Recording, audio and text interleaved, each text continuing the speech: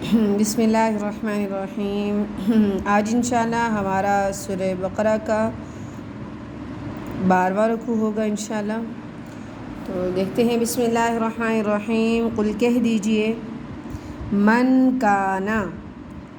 من جو کوئی کانا ہے، عدوًا دشمن، لجبریل جبرائیل علیہ السلام کا،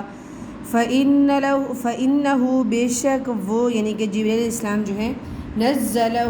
انہوں نے اتارا ہے، اتارے سے مراد قرآن، ٹھیک ہے، نزلہ انہوں نے اتارا ہے قرآن، علی قلبک آپ صلی اللہ علیہ وسلم کے دل پر، یعنی آپ کے دل پر، بإذن اللہ اللہ کے حکم سے، مصدقا لما بین یدی اور یہ تصدیق کرتا ہے، لما اس کی بین یدی جو ان کے پاس موجود ہے، مطلب کہ پہلی کتابوں کو بھی جبرائیل علیہ السلام نے اتارا اور اس کتاب کو بھی جبرائیل علیہ السلام نے اتارا، اور اس بات کی تصدیق تورات انجیل سے بھی ہوتی ہے۔ وہدن اور ہدایت ہے، وبشریٰ اور خوشخبری ہے، للمؤمنین ایمان والوں کے لیے۔ من کانا جو کوئی ہے، عدوًا للہ اللہ کا دشمن، وملائکتی اور اس کے فرشتوں کا، ورسولہ اور اللہ کے رسولوں کا، وجبریل ومیکال جبرائیل اور میکائیل علیہ السلام کا، فإن اللہ بے شک اللہ تعالیٰ عدوٌ دشمن ہے، للکافرین کافروں کا، یعنی اللہ تعالیٰ بھی یعنی کہ دشمن ہے کافروں کے، یعنی کہ یہ جو یعنی کہ فرشتوں سے، رسولوں سے، جبرائیل اور میکائیل سے جو لوگ نفرت کرتے ہیں تو وہ اللہ تعالیٰ کو بھی پسند نہیں کرتے، تو اللہ تعالیٰ بھی ان کو پسند نہیں کرتے۔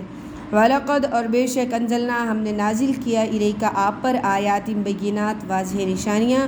وما یکفر اور جو کوئی انکار کرے گا، بہا اس سے، الا الفاسقون وہ فاسق ہی ہوگا۔ دوسرے لفظوں میں ہم اس طرح ترجمہ کر سکتے ہیں، نہیں انکار کر سکتا اس کا سوائے فاسق یعنی نافرمان، کہ نافرمان ہی ایسا ہے جو اس چیز کا انکار کر سکتے ہیں۔ اوَکُلَّمَا کیا جب بھی، عاہدوا عہدًا عہد کیا کوئی عہد کرنا، کیا جب بھی انہوں نے کوئی عہد کیا عہد کرنا، نابذہ تو پھینک دیتی ہے اس کو، فریق منہم ان میں سے ایک جماعت، بل اکثرہم بلکہ ان کے اکثر، لا یؤمنون ایمان نہیں لاتے۔ تو عہد سے مراد یہاں پر قرآن کا، رسول کا، یا پھر قرآن مجید کے احکامات، سب چیزیں وہ عہد شامل ہیں، اور دوسرے عہد بھی مراد ہو سکتے ہیں۔ وَلَمَّا جَاءَهُمْ اور جب آئے ان کے پاس، رسول من عند اللہ اللہ تعالیٰ کی طرف سے، مصدق تصدیق کرتا ہے، لما اس کی، معہم جو ان کے پاس ہے، نبذا تو پھینک دیتی ہے، فریق ایک جماعت، من الذین ان لوگوں میں سے، اوت الکتاب جنہیں کتاب دی گئی، یعنی اہل کتاب ہی ان چیزوں کو نہیں مانتے۔ کتاب اللہ کی کتاب جو ہے، وراء ظہورہم وہ اس کو پشتوں کے پیچھے کر دیتے ہیں، مطلب کہ یہ ایک محاورہ ہے نا کہ کمر کے پیچھے ہم اس چیز کو کرتے ہیں جس کو ہم نے اگنور کرنا ہو، تو گویا وہ اس کو اگنور کر دیتے ہیں، اپنی کمر کے پیچھے کر دیتے ہیں، کأنہم گویا کہ وہ لا یعلمون اس کو جانتے ہی نہیں ہیں۔ واتبعوا اور وہ پیروی کرتے ہیں، اتباع کرتے ہیں، فالو کرتے ہیں، ما وہ چیزیں سب، تتلو الشیاطین جو شیاطین پڑھتے ہیں، علی ملک سلیمان علیہ السلام کی بادشاہت میں۔ تو یہاں پر ہم کریں گے جو تلاوت کرتے تھے، جو پڑھاتے تھے شیاطین سلیمان علیہ السلام کی بادشاہت میں۔ وما کفر سلیمان اور نہیں کفر کیا سلیمان علیہ السلام نے، ولیکن الشیاطین لیکن شیاطین، کفروا وہ کافر تھے، یعلمون الناس السحر وہ لوگوں کو جادو سکھاتے تھے، اور وما انزلا اور جو کچھ نازل کیا گیا، علی الملکین دو فرشتوں پر، ببابلا بابل شہر میں، ہاروت و ماروت ہاروت اور ماروت پر، یعنی دو فرشتوں کے نام ہیں۔ وما یعلمانی اور یہ دونوں بھی کسی کو نہیں سکھاتے تھے، من احد کسی ایک کو بھی، حتیٰ یقولا یہاں تک کہ یہ دونوں لوگوں کو کہہ دیتے تھے، انما نحن فتنہ بے شک ہم آزمائش ہیں، فلا تکفر پس تم کافر نہ بن جاؤ، فیتعلمون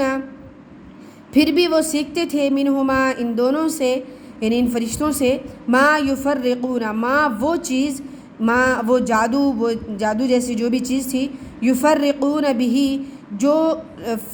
فرقہ ڈال دیتی تھی، جدائی ڈال دیتی تھی، بھی اس جادو کے ذریعے، بین المرء و زوجی ایک مرد اور اس کی بیوی کے درمیان، یعنی وہ ایسا جادو تھا۔ اب انشاءاللہ جب ایک ترجمہ ہمارا مکمل ہو جائے گا تو انشاءاللہ ہم تفسیر کا بھی کریں گے، انشاءاللہ تفسیر بھی کرائیں گے۔ تو یہاں پر اصل میں بس اتنی بات واضح کر دیتی ہوں کہ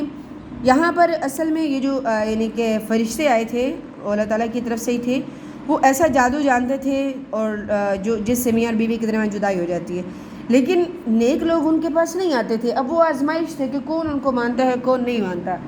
تو اس وجہ سے یہاں پر وہ بات ہے وما ہم بغارین، لیکن اس کے باوجود بھی اللہ تعالیٰ اس جادو کے ذریعے صرف انہی کو نقصان پہنچاتے تھے جن کو اللہ تعالیٰ چاہتے تھے، مطلب اللہ تعالیٰ کے حکم سے ہی وہ جادو اثر کرتا تھا، ورنہ وہ جادو اثر نہیں کرتا تھا چاہے سیکھنے والے کتنے ہی لوگ آ جائیں۔ وما ہم بغارین بہ، اور نہیں وہ اس جادو کے ذریعے نقصان پہنچا سکتے تھے من احد کسی بھی ایک کو، الا باذن اللہ، مگر اللہ کی اجازت سے، اللہ کے حکم سے۔